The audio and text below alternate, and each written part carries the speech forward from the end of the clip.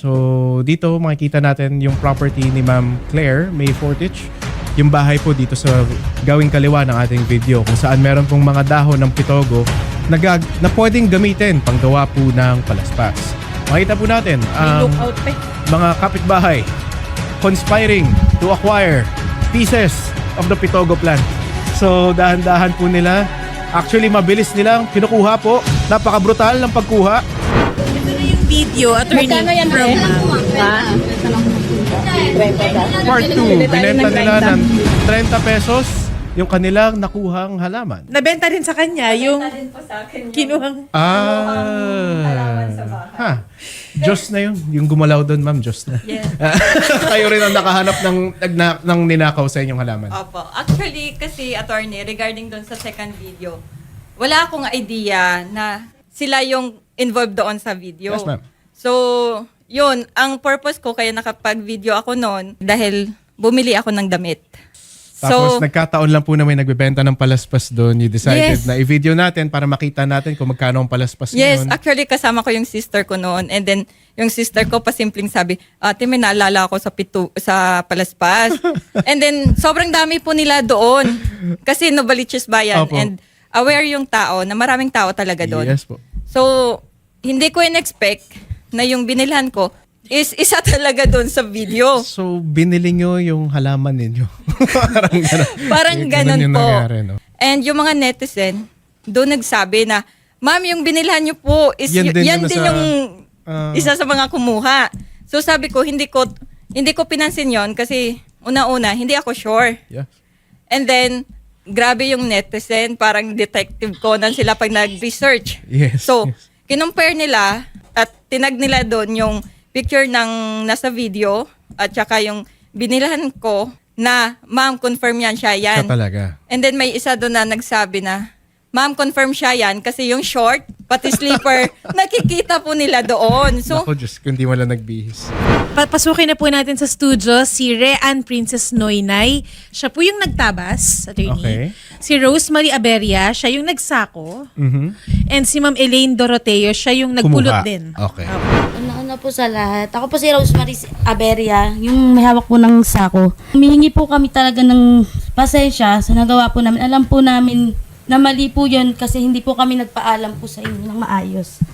Sana po mapatawad niyo po kami sa nagawa po namin sa inyo.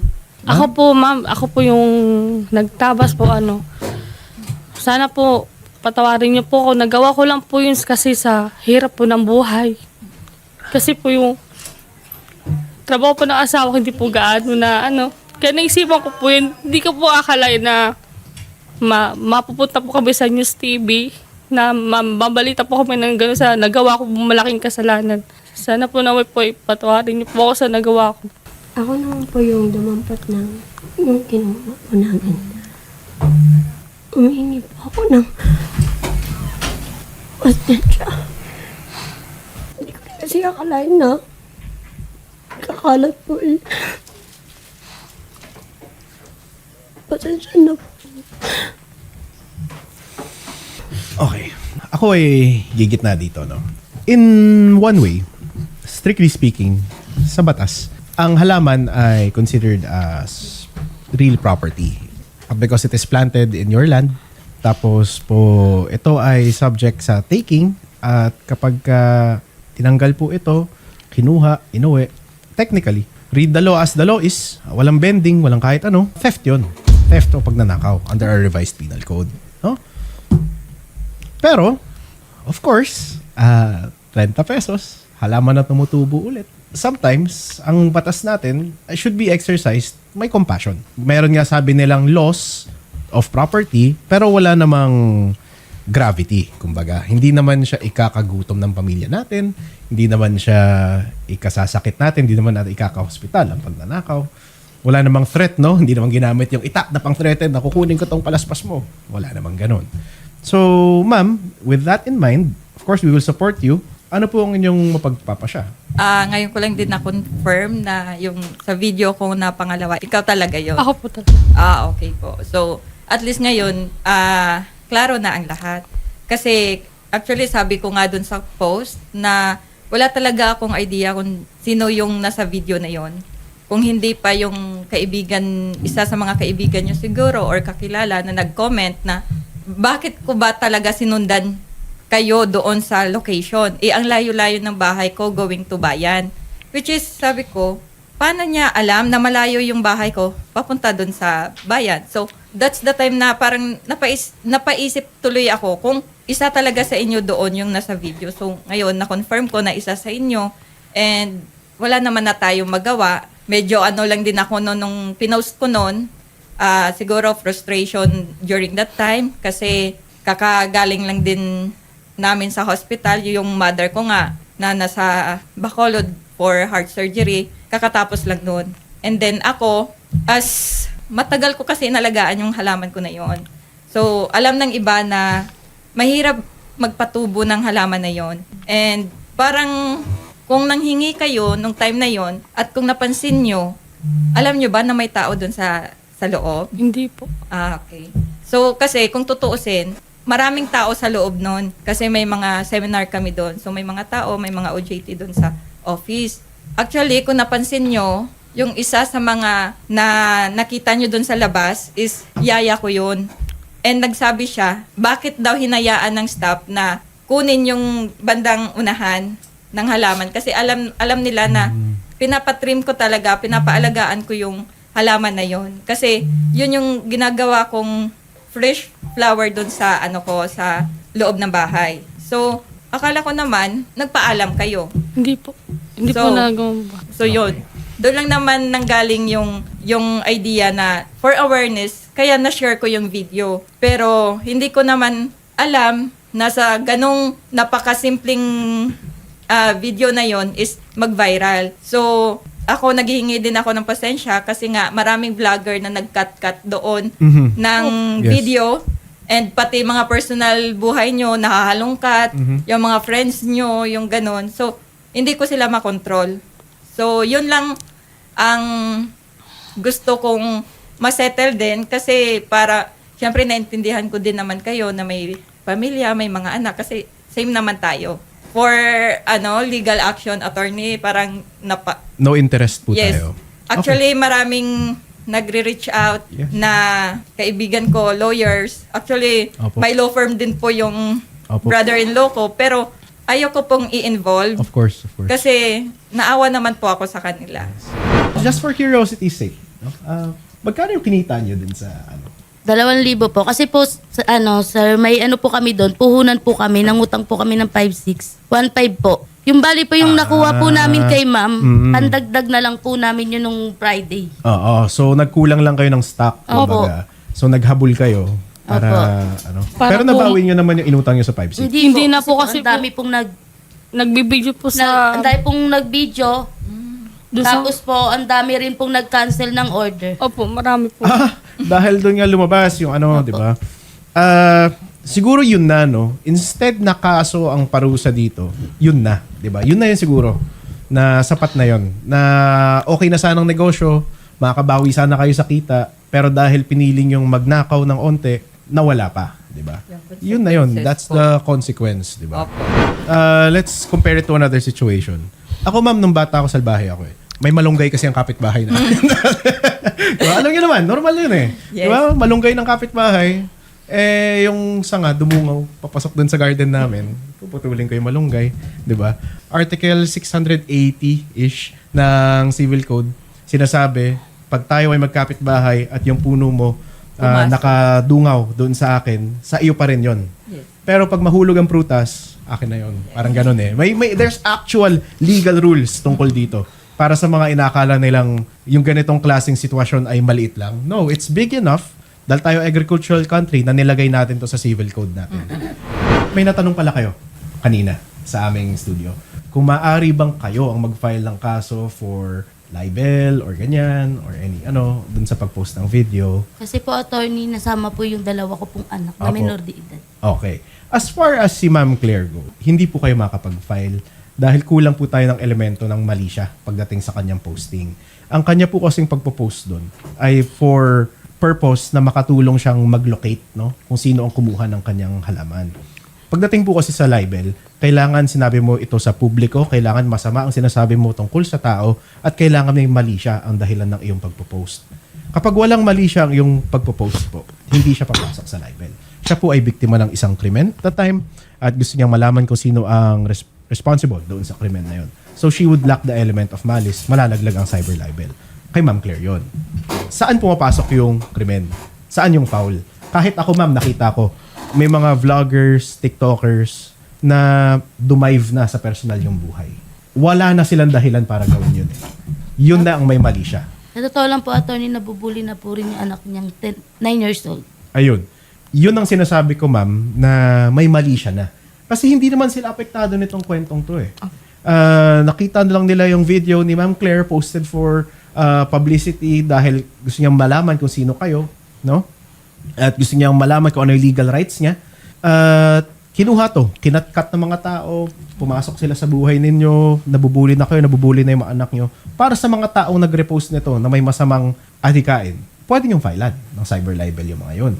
Kung kilala nyo kung sino talaga sila, sino talaga yung may hawak ng mga accounts na yun, sige, filean natin. Yung isa, Yung isa po, attorney, kilala po namin. Kilala po siya ng Tapos kwenta. dalawa po sila. Kumbaga yung isa po, nagpapa-views content po siya. Ginagamit ulit po yung video namin para umangat po yung viewers niya. Ayun. Yun. Ang dami pong umaano. Dalawa po sila. Diba, Meron po kaming picture ng dalawa na po. Opo. 'Di ba kasi ano po 'yan eh, simpleng-simple lang eh. Namamahiya na lang sila. Opo, Wala silang ibang pinapahiya na dahilan lang po kundi kami. magpahiya. Kasi sobrang sakit na po mga sinasabi sa pagpo-post niya sa Tapos amin. po, attorney, yung meron po akong nakitang post niya po, hindi, kanina lang po yata Kanina yun. lang po, minutes lang. Nakatalikod po yung anak ko. Anak ko po picture doon, tapos nalagay po doon, kaninong nanay yung nandiyan sa ano. Lalo na 'yon, no? Na-screenshot ko po yun, attorney. Lalo na 'yon kasi bata na 'yun eh. Off limits na 'yun eh, 'di ba? Tatay ako, you're a mother, kayo rin may mga anak kayo. Ang labang ko. Pero walang damayan ng anak, ng di ba? bata. Foul yun, ma'am. At doon willing kaming tumulong kung kailangan. Di ba? Kung kailangan yun, gawin natin. Di ba? Hanapin natin kung sino yung mga yun. Kung kilala nyo kung sino yun, Opo. dalhin muna natin sa barangay, tanungin muna natin sila kung sino, di ba? Kung interested talaga mag-file ng case, kahit hindi nga matapos ang barangay proceedings, file your case. Kahit ako, parang may message ako na vlogger. Sabi ko, makapagsabi ka na magnanakaw sila, pero ikaw mismo, nagnakaw ka lang din ng video at hindi ka nagpaalam. Tama. Ginanon ko talaga siya. And bago po ako pumunta dito, message ko pa siya na Tama. tanggalin mo na yung video mo kasi nga nag-coordinate na sila Yes. na mag-settle. Yes. So, yun lang naman. And yung sa ibang mga post, kasi attorney, naging meme na sila sa Totoo po. Facebook eh. Opo, ang dami pong lumabas. Opo. Pitogo So, gan. Yes. wala na ako doon. Hindi ko sila makontrol doon. Yes. And ang dami talaga nagkakat. And may mga vlogger na nagme-message sa akin na pwede ma-interview, ganun. So, ayoko naman. Hindi ko sila pinapansin. Kasi nga, napaka ano lang ng problema. And maraming salamat kasi nag-reach out din kayo. And ayun, gusto ko na rin matapos, gusto ko na rin mag-focus sa work ko, and sobrang daming nangyari kasi nung araw na yun. So, parang alam mo yun, attorney, yung pagod ko, Yes, frustration ko. Pero mga ma'am, let me just remind you in the future na swerte kayong mabait si ma'am, 'di ba? Si Ma'am Claire. Malalaking tao yung lumapit sa kanya, inudyokan siya na mag-file ng kaso para pahabain yung kwento. Yes. But she chose to go here para finally there's a last word, there's a last say na settled na po to. Ma'am Claire, thank you po. Thank you po, ma'am. Maraming Pasensya na salamat po po, ma'am. uli. Actually, napatawad ko naman kayo at saka sabi nga, maliit lang to na issue. Mas maraming dapat pagtuunan ng pansin. Yun, sana wag nyo na yun ulitin. And sa lahat na nanonood ngayon, kasi alam ko marami po talaga kayo viewers. Yun, kung sakaling may balak kayong magkuha ng, kahit hindi pitugo or something, anything na pagmamayari ng isang tao, magpaalam na lang. Para hindi masira yung pangalan nyo, yung dignidad nyo. Kasi sa panahon ngayon, sobrang high-tech natin. So maraming CCTV. So once syempre sa galit ng tao, minsan hindi na naisip na ay ipopost ko ba ito or what, ganun. So yun, ano na lang, magpaalam para hindi kasi pag nagpaalam kayo at alam naman ng tao na makakatulong sa inyo yun, bibigay. Opo. Kahit ako, kung alam ko na for Holy Week, pinaubos ko sa inyo yung ano dun, yung Sayang. dahon. Nagpaalam lang sana. Oo. So, yun lang, attorney. Yun. Ano gusto niyo sabihin sa mga netizens natin, sa mga taong laging online, malulupit mag-comment? Sana po, tumigil na rin po sila sa pag-comment ng masasama kasi naapektuhan din po yung pamilya namin. Lalo na po yung mga anak po namin. Okay. Sana po tigilan niyo na po yung pagpo-post kasi naapektuhan po yung pamilya ko, kamag-anak po kasi nakakarating na po sa mga kamag-anak ko buong Pilipinas, nakikita na po yung pagbabash po nila sa akin na hindi naman po ganong tao na sabihin po nilang sobrang magnanakaw tong tao na hindi naman po nila ako kilala ng lubusan. Dahil ako po, ulila na po ako, tatay ko, nanay ko namatay, tatay ko nawawala po hanggang ngayon, hindi ko po nakikita. Sana naman po maintindihan nila yung damdamin ng tao, hindi po sila nanguhusga po agad. Sana alamin po nila yung buhay ng isang tao. Yun lang po yung comment ko po sa kanila. Ma'am, kailan daw po natin mabibigay yung sa Tumblr? Ma'am? Andyan na. Actually, andyan sa labas. Ayan na pala Actually, eh. nakalimutan ko siya. Ipapasok And na then, lang din po. Pinaano ko talaga yan na makuha. Thank you so much. Oo, ma'am. kasi para matapos na rin, Bawian attorney, ng kumbaga Tumblr. period na yung natin. Okay, so nag-thank you at nag-sorry na sila, formal apology. At si ma'am, formally sila sabi niya na rin na she has no interest to file any criminal action. Maraming salamat Thank po, you so ma'am. much. Thank you.